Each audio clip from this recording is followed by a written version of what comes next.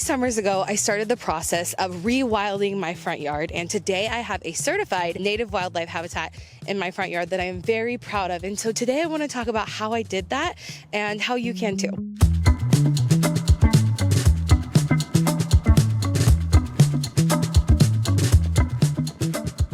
We've lost over 75% of flying insects biomass.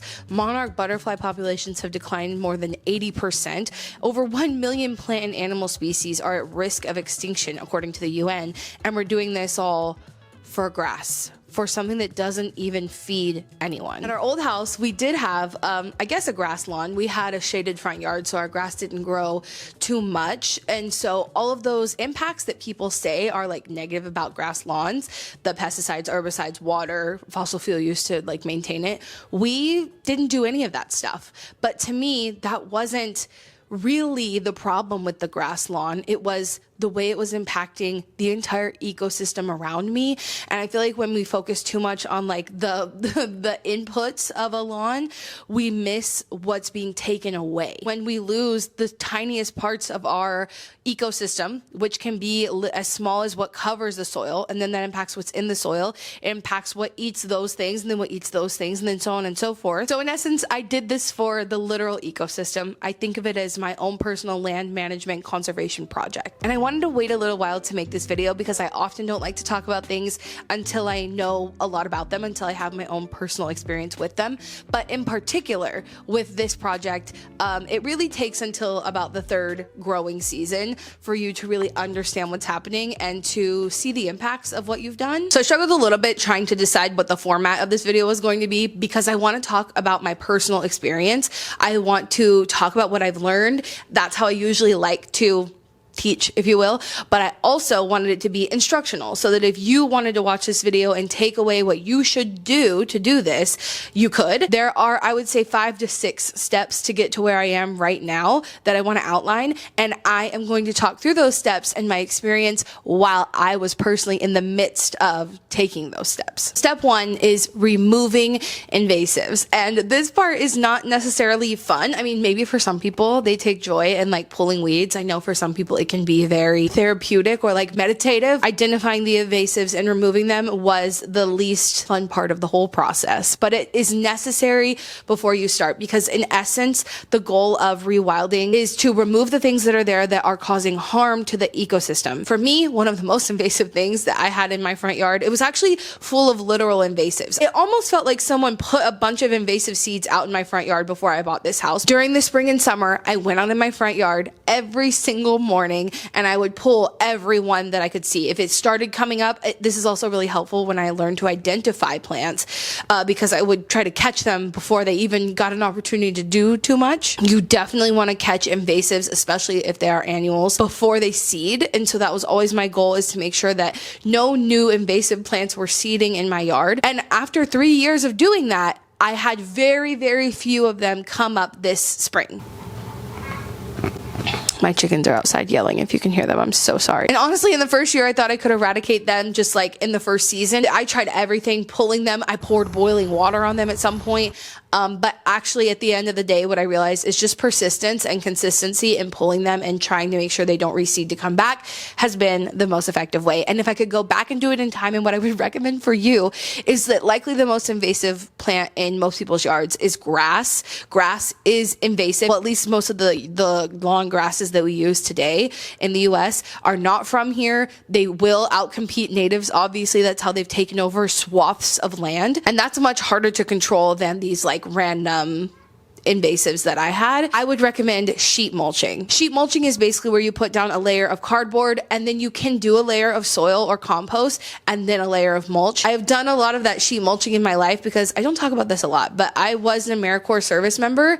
Right after college, I worked in San Jose for our city forest and I worked for their lawn conversion program. We did sheet mulching. We always did the cardboard compost mulch method. So I knew I should have done that.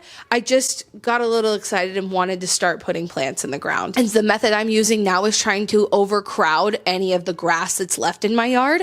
I would say it's honestly working. At the first year and the second year, I started to think it would never work, but as of the third year, I do think I am going to be able to outcrowd my grass without having to do the sheet mulching. But if you're starting from scratch, I recommend doing that first. What the sheet mulching method essentially does is kill out any of the things that are on the surface, but it still maintains the health of your soil. It's definitely not a good idea necessarily to spray your lawn to kill it that way. That's an awful thing to do. It's also not the best thing to do to just like scrape the top layer of your lawn, specifically for me, because we only really have like maybe 8 inches of topsoil here before we get to the it's like a caliche, rocky kind of soil that we have after that. And so trying to like excavate the top layer of my soil would do a lot of damage that would take many years to recover. I do have a really big helper here in Texas. We have a native ground cover here called horse herb. I didn't plant it in my yard. There were just patches there. And as I started to pull the invasives, leave the horse herb, plant my native perennials and some annuals as well, the non-native grasses are definitely going away and the horse herb is kind of taking over. And that's great because it has little yellow flowers on it, which helps the pollinators too. And it provides shade to the topsoil. It provides cover for any insects that live in the ground. I think it's best case scenario, but I don't know if I would change it if I go back. Those are just 2 different methods that you should consider in step 1. Okay, step number 2, you got to get to know your space. My house faces the east. Yeah, my house faces east. So it's important to assess what you're dealing with. Where are like big shade trees? What time of the day are they covering your yard? And what side is it facing? What kind of soil do you have? And what existing plants do you already have? That can be helpful when we get into the next step in deciding what plants you want to put where, depending on how much sunlight they're getting. Step 3 is my favorite step, and it's a step that I keep going back to all the time, but it's the researching and planning phase. Now, if you want to do this pretty quick, simple, easy, basic, you can just look up what perennials are native to where you live and you can plant them. And I've had a lot of people ask me how they can do this type of thing if they live in an HOA, and I think just choosing to landscape what of your yard you can landscape with native plants instead of like regular invasive or like for aesthetic purposes plants is the best way to go about that. During the research phase, no matter if you have an HOA, if you don't, if you're doing a full landscaping redo or just like a little strip in your yard, looking for the nurseries around you during the research phase to find out which ones prioritize natives is going to be really, really helpful. And this is also where you can decide your priorities. Is your priority to provide berries, small berries for birds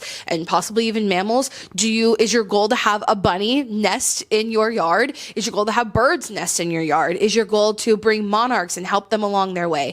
Is your goal to do all of those things and also provide habitat for solitary bees if you're me? It might be all of the above. But once you decide that, you know what plants you need. You can figure out what nurseries actually have those things so that you can prioritize going there. I will say like big box stores rarely have things that fit this criteria. My favorite nursery in Austin is called Natural Gardeners. They are very far from my house, which is probably a good thing so that I don't go there all the time to just like browse and decide I need new plants in the moment. But they prioritize natives. But during the research phase is where you'll decide if you just want to throw out some wildflowers, which are called annuals because they grow, they seed, the seed falls to the ground and they grow back from the seed every year. Perennials are plants that you can grow from seed. I have some that have grown from seed, but they will die back in the winter usually, whether that means just dropping all of their leaves or just completely dying back to the ground, and they will come back again without seeds. They come back from the roots. I prioritize perennials in my yard because it feels more longer term sustaining for the ecosystem and less work for me, to be honest, and less dependent on rain, water, weather cycles. Annuals are very dependent on how much rain you get per year, if it's cold, if it's warm, et cetera, et cetera. Whereas perennials are pretty reliable. In my experience, they just come back, and because they're native, they don't require any wild, weird inputs to decide if they're going to sustain themselves. They just come back and they make it work. Now, here's something else I did not do. Do some planning. Oh my God.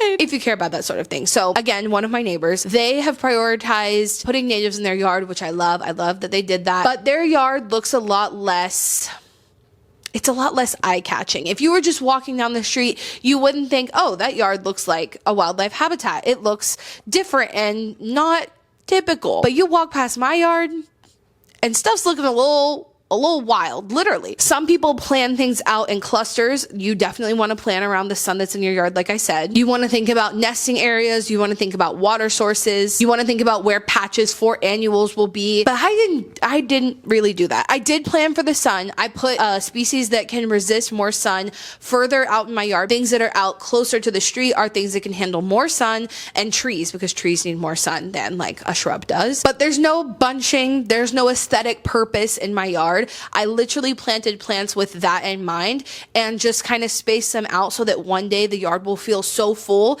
we won't be able to walk through it. And that's kind of my goal. The prioritization in my yard is for wildlife. It's not for aesthetics, but when you're planning, it is time to decide that. And you can find tons of planning like tips on YouTube, on Pinterest. There are people who literally specialize in landscape architecture. You can hire people to help you with this. But for me, because I don't live in an HOA and because I'm prioritizing revitalizing the ecosystem, I didn't care what my yard looks like. Aesthetics are like the least important and least interesting part of this to me. Kind of like to be the person to make a statement and explain why my yard looks different than other people's. I'm now the president of my neighborhood association, so like, who's gonna come after me? Nobody. And now is the planting phase. And that's pretty self-explanatory. Once you've gone through all the other planting stages, planting is just putting the plants in the ground. You can't grow things from seed. Now, here's a tip I will give you after doing this for 3 years now. Planting things from seeds requires a lot more patience, actually, but it is cheaper. Buying smaller plants and buying things from seed is going to save you so much money. I think I've done a good mix of all three. I have started many things from seed, because I wanted to prioritize species that like literally I can't find in nurseries. I have never found milkweed, native milkweed, in a nursery ever. I've only ever bought it from a seller, a very small grower here in Texas called the Monarch Sanctuary Project. And then I've also grown them from seed. It depends what level you want to take this, but there's the seed and then there's the small plants, which can seem really scary because you want to get something that's already kind of established. You don't want to risk it dying if you plant it small. But I actually find that the plants will be better adapted if you plant them small because they can adjust to their surroundings. They didn't grow somewhere else in perfect conditions, and then you plop them in the ground over here and they're just like trying to survive. I find that small plants work easier for me. They're also easier to plant. You don't have to get out like the shovel to plant the little plants, and they're cheaper, and I just think it's better. I would recommend like 4-inch size pots for most things. And step 5 is the part that no one likes, and it is wait. Just wait. There's the 3-year rule, which is why I waited until the 3rd season to make this video.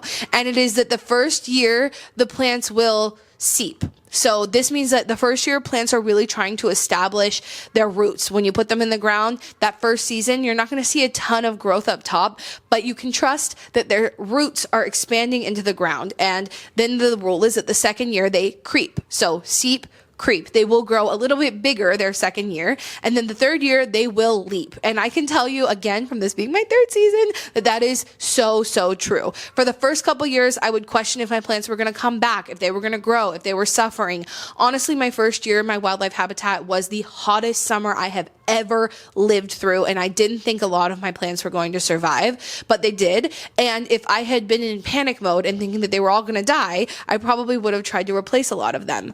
But patience is the key. And I think it's just a great lesson in nature takes time. Like, that's just the truth. Those are the basic steps. But this project means so much to me. It means more to me than I can even put into words. The experiences I have had and the things that I have been able to watch, the natural world I have been able to watch come back alive in my own front yard. I believe pretty deeply that is a natural instinct that we have to care for things, to foster them, to watch them grow. I think humans are meant to be the stewards of the ecosystem